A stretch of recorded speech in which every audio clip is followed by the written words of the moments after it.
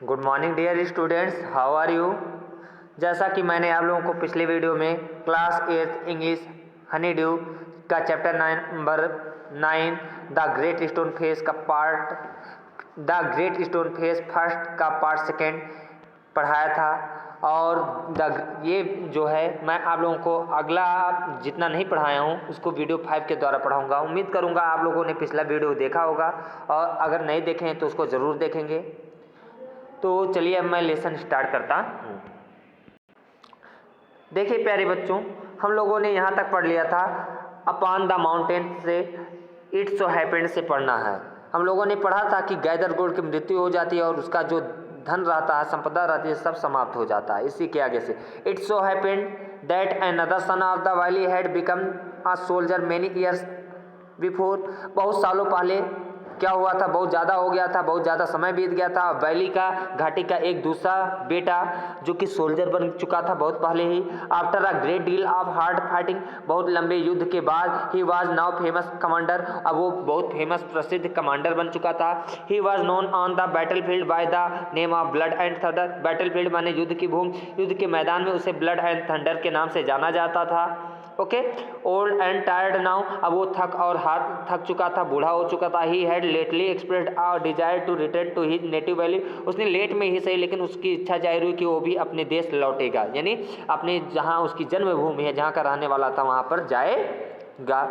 The inhabitants, निवासी, inhabitants माने होता निवासी। His old neighbours and their own grown up children prepare to welcome the renowned commander. क्या था, उसके वहाँ के निवासी, वहाँ के उसके पड़ोसी और उसके अपने जो बच्चे जो कि अब बड़े हो चुके थे, अब तैयार थे इस जो है फेमस प्रसिद्ध जो है कमांडर की का स्वागत करने के लिए। Okay, it was being said, ऐसा कहा जाता था, that at last the likeness of great stone face had actually appeared. और ऐसा अब कहा जाने लगा, यानी ब्लड एंड थंडर को ही लोग जो है ग्रेट स्टोन फेस के जैसा मानने लगे, और लोग कहने लगे कि अंत में देखो जो है ब्लड एंड थंडर के रूप में ग्रेट स्टोन फेस मिल गया। समझ में आया? Valley great therefore was the excitement through out the valley, महान था इसीलिए क्या था, पूरे वैली में एक्साइटमेंट था, उत्तेजना थी, यानी उत्तेजना का मतलब क्या था, जिज्ञासा था। And many people who had never once thought of glancing at the great stone face, और बहुत सारे लोग जिन लोगों ने कभी नहीं सोचा था, एक बार भी कभी नहीं सोचा था कि ग्लेंस माने देखना होता है, ग्रेट स्टोन फेस को देखने के लिए now spend much time in gazing at it. अब जो है बहुत ज़्यादा समय बर्बाद कर रहे थे, बहुत ज़्यादा समय व्यतीत कर रहे थे ग्रेट स्टोन फेस को देखने के लिए। गेज माने देखना, यानी जो लोग कभी ग्रेट स्टोन फेस को देखने नहीं जा रहे थे वो लोग जो है अब ग्रेट स्टोन फेस को देख रहे थे। फॉर द सेक ऑफ का मतलब होता है के खातिर, के नाते, ऑफ नोइंग एग्जैक्टली माने ठीक है, how great general blood and thunder looked, ये जानने के लिए कि ग्रेट स्टोन फेस को देख लेंगे तो जान जाएंगे कि जनरल ब्लड एंड थंडर कैसा दिखता था। On the day of the general's arrival माने आने के, जिस दिन जनरल को आना था, Ernest and all the other people of the valley left their work, Ernest के साथ साथ और भी वैली के लोगों ने अपना काम छोड़ दिया, लेफ्ट माने छोड़ना, and proceeded to the spot where a great banquet had been prepared, और उस जगह के लिए जाने लगे। स्पॉट का मतलब यहाँ जगह से है जहाँ पर बहुत बड़ी दावत, बैंकेट माने दावत है, दावत की तैयारी की जा रही थी। ओके, बैंकेट की तैयारी की जा रही थी। Soldiers stood on guard, soldiers यानी सैनिक जो है सुरक्षा में खड़े थे, गार्ड माने सुरक्षा। Flags waived and the crowd road, भीड़ चिल्ला रही थी। रोड माने होता है दहाड़ना का मतलब चिल्लाने से मतलब है। ओके, और फ्लैग्स माने झंडा, वे माने फहराना, झंडा लोग फहरा रहे थे, लोग चिल्ला रहे थे, आवाज़ें कर रहे थे, कैसे किसी के आने की खुशी में लोग चिल्लाते हैं, आवाज़ें करते हैं।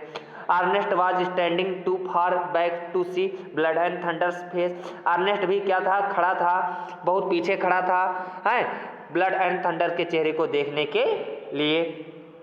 हाउएवर जैसे तैसे he could hear several voices, जैसे तैसे उसे बहुत सारी आवाज़ें सुनाई देती थी। सेवरल माने कई, ओके, अनेकों।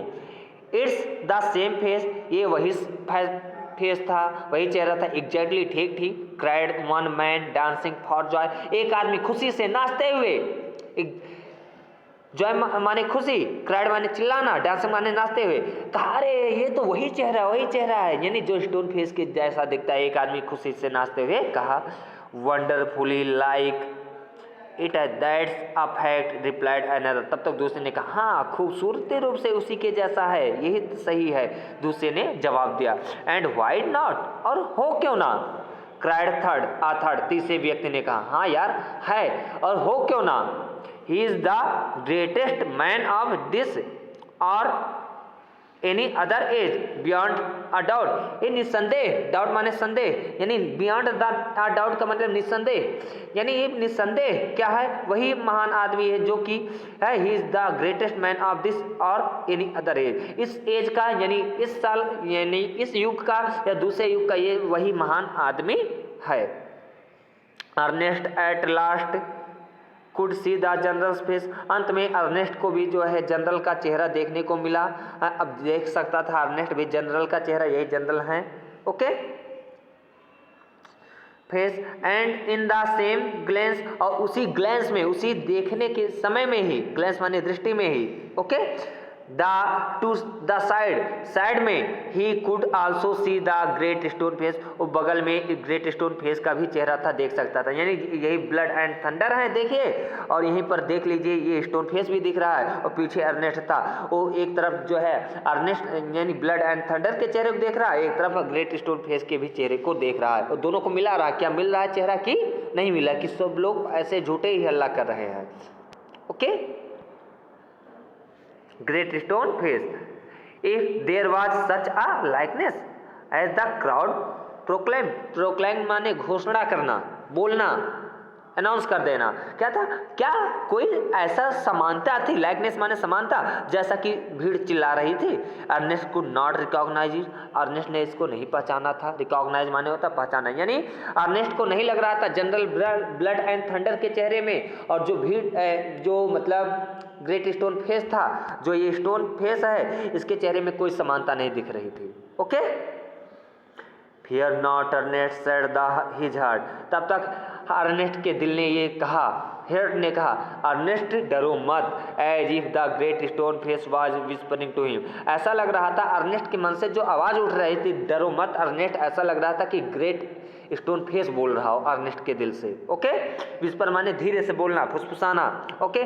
फियर नॉट, डरो मत Ernest, okay. Ernest he will come, वो आएगा। यानी ऐसा लग रहा था अर्नेस्ट को कि जैसे ग्रेट स्टोन फेस उसके मन से कह रहा हो, यानी उसका मन कह रहा था कि ये जो है general blood and thunder great stone face के जैसा नहीं, वो महान आदमी नहीं है, क्योंकि चेहरा नहीं मिल रहा था, और वो एक ना एक दिन जरूर आएगा ग्रेट स्टोन फेस के जैसा।